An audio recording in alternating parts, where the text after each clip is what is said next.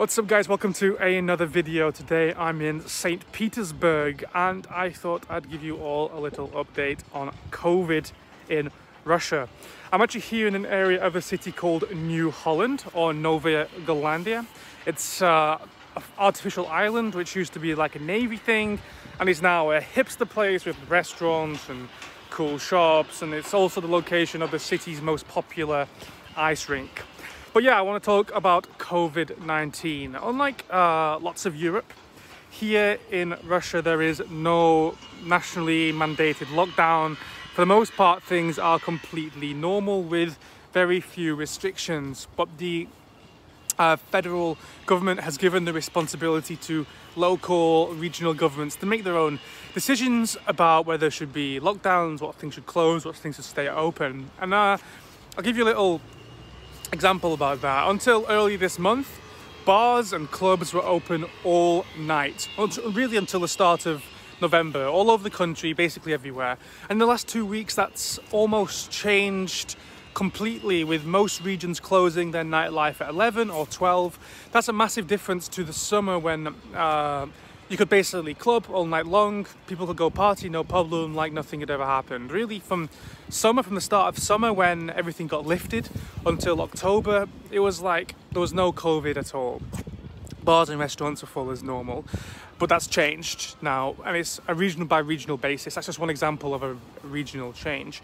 And another example of a local regional change is here in St. Petersburg.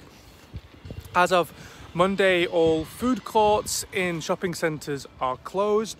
In fact, bars have been closing very early here for quite some time now. It's like they're a lot stricter here than they have been in Moscow and in much of the country. So yeah, like I said, nightlife has been closed here for a long time, and now food courts and shopping centres. And they've also just banned spectators at professional sporting events, which sucks because going to football was one of the normal real life things I still enjoyed doing here in St. Petersburg and in the country as a whole.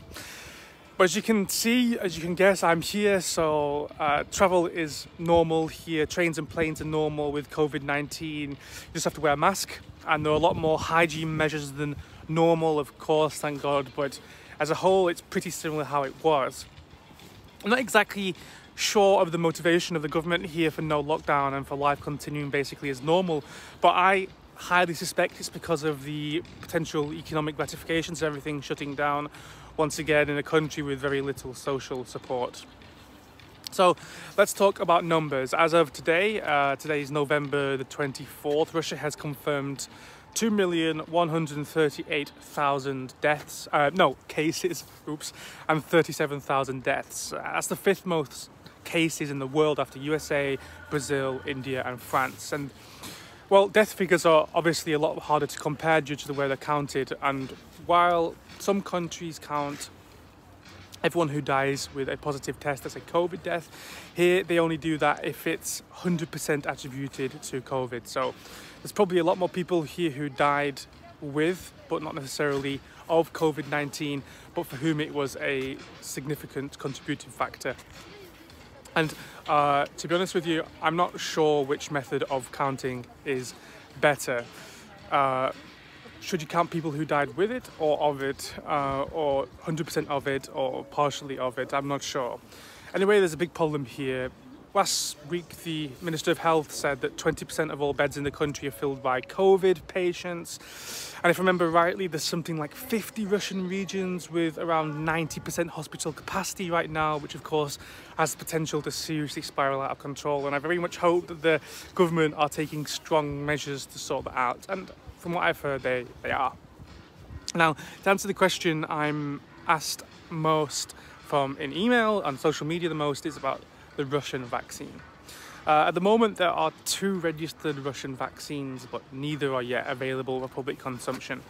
The first one, Sputnik V, seems to be effective from everything I've heard, but of course I can't be 100% sure. But however, at the moment, the final trial hasn't been completed. A trial of 40,000 people. They've done 16 to 20,000. So we can't obviously be sure of its efficacy or the long-term health consequences of the vaccine. However, in reality, the main issue will actually be production and logistics. Even if the vaccine is a complete miracle. The truth is that there just isn't the capacity to produce hundreds of millions of doses just yet. So we shouldn't hold out hope for the Russian vaccine to fix everything in the short to medium term. However, I also believe that lots of other vaccines, including the two promising US vaccines, Pfizer and Moderna, also have logistics issues like needing to be stored at a super cold temperature, which obviously is difficult as well. To be honest, I don't really care if it's the Russian one or the American one which fixes everything. I just want a vaccine to come out so life can get back to normal. I'm sure we all agree on that one. All right, so that's enough for me. That's kind of a short COVID update. If drop any COVID related questions in the comments, especially Russian focused ones, and I'll do my best to answer them, whether it's about vaccines, whether it's about numbers, whether it's about, I don't know, measures around the country from place to place. I would really appreciate your interest. All right, thank you very much guys, and goodbye. But first, before I end this video, I'm going to take you on a little tour of New Holland Island.